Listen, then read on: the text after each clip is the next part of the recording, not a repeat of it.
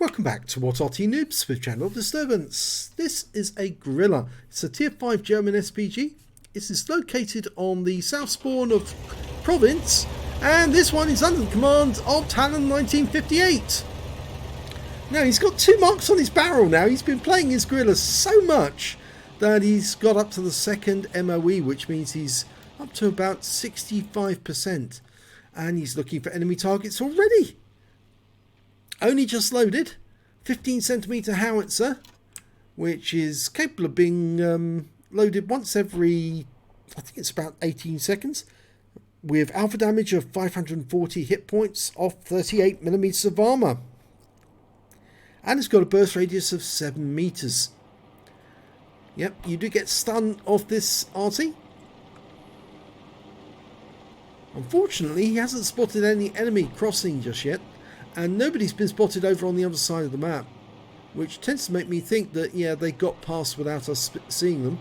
And there's an AMX CLC, and he's making his way up to the top, but we've already got somebody up there already, and it's also an AMX CLC, and he's taking a lot of damage, and oh dear, he got wiped out. Yeah, I think he was taking shots not just from that AMX CLC, but right from across the valley. And the ELC's coming up here to take pot shots at our guys. And I think Talon's going to persuade him that, no, this is not the place to go. Well, we got a bit of reticule bloom there. That's unfortunate. Just at the last moment, before he was about to fire, it blooms out. Now, it does do that sometimes. There's not a lot you can do about it, except dial in all over again on the target when it does.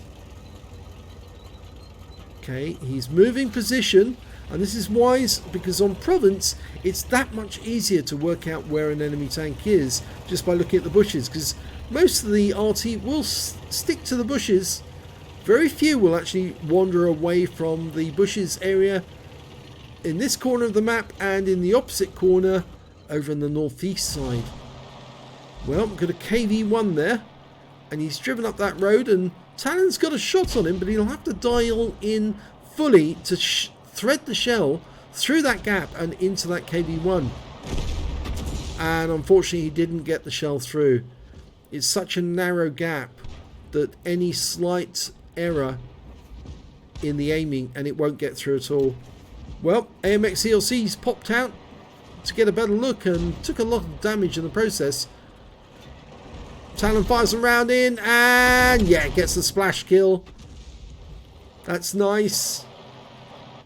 The AMX CLC made a mistake there, you see. Popped out thinking, yeah, I'm invulnerable up here. And of course he wasn't. He got killed. Made himself an easy kill for Talon. And again, Talon's having difficulty trying to thread the shell through that gap. I'm afraid it is a very difficult shot, that one. You can see he splattered the side of that building. You can see where the shell impacted on the building. Now, if that had happened in real life, that house would have been demolished by now. In fact, he's done it again. He's hit the house rather than the tank. So he's decided to go over to the other side of the map because there's an M4A1 in the open. Really just doesn't really care about the fact that he's been seen. And he's now taking fire. And Talon's about to shoot. Lining up a shot from where he's going. And splash kill again. 2 splash kills now. Well, we've got a 25 TP hiding behind the house. That's a 25-ton Polish tank. And just took a load of damage. Talon fires a round in. And oh, yes! That was a direct hit on the turret. Overwhelmed the armour of that vehicle. That KV-1, well, that was a silly move. Because he made himself vulnerable to the KV-1 from the rear and the KV-1S from the other side. So it was basically, a spit roast. And, oh, Talon just picked out that KV-1S. And it was a blind kill as such, really, because the KV-1S had just suddenly disappeared from view.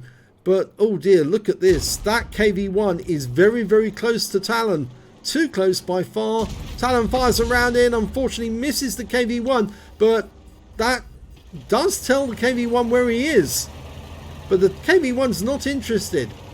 He's just simply not interested in Talon, and he ignored him. And that's going to allow Talon to relocate and hopefully that will give him another chance at that KV1. And it's a good idea to move over here, because obviously the KV1's going to be thinking that he's over in another spot, but it also means that he can now shoot into the enemy cap area. That T-67's attacking our Panzer IV-H, who doesn't appear to have the 105mm derp gun, and T-67's running around the rock. That didn't work. It was a bit too late on the shot, and there goes the Panzer IV-H. Well, that means that Talon's only got one teammate left now. It's an OI experimental, and he's up the other end of this side of the map. And I'm not sure he's going to survive very long, because there's a T-67 up that end as well. He fires a quick snapshot at a gap where he thinks the enemy might be. But he has got a shot on this T-67, who's putting holes in the OI. Lining up a shot. Almost ready. And, oh, Talon's now all alone. He's going to try a quick snapshot. Tries it. And he gets it. And that is his 5th kill. But if he's going to get more kills, he's going to have to go towards the cap, because they are capping and they're very close to capping out. If he can get a snapshot into the cap, he might be able to get a top gun. He's got 5 already. He probably won't survive it. Oh, here comes the T-67. And that is a shotgun. Oh, and he gets wiped out by the KV-1 afterwards. A very brave move by Talon. He took out that T-67, a close range shot, but unfortunately too close to the edge, and the KV-1 saw him. So let's have a look at the end of battle stats.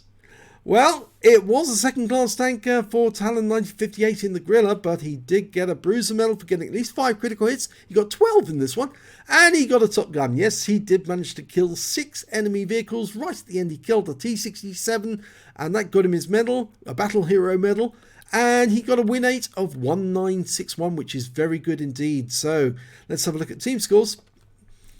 Well, you can see here he actually did get the 2nd highest damage on his team, and in fact it was the 3rd highest damage overall. The KV-1 on his team managed to get 1094 hit points of damage. Then came the T-67 on the enemy team that he killed right at the last moment. He got 974 hit points, and then came the Grille with 865 for Talon. When it came to kills, he easily beat the KV-1 on the enemy team. He had 5 kills. Talon managed to get 6 in the end. And when it came to base XP, well, unfortunately he was beaten by the KV-1s on the enemy team and that T-67, but he still came out with 389 base experience points, which is very good indeed. So let's have a look at detail report. 13 shots fired, 4 direct hits, 2 split penetrations, and I suspect he penetrated that T-67 right at the end. 4 splash, damage of 865 hit points, of which 505 were at more than 300 meters. He received 1 hit. It was a penetration. That was the KV-1 right at the end. And he damaged 6 of the enemy, killed 6 of the enemy, earned 18,290 credits on a premium count, got 5,040 for courageous resistance. That's for getting a battle hero medal in a losing or drawn game. So his total went up to 23,330, and after repair and ammunition resupply, he still took away 14,379 credits.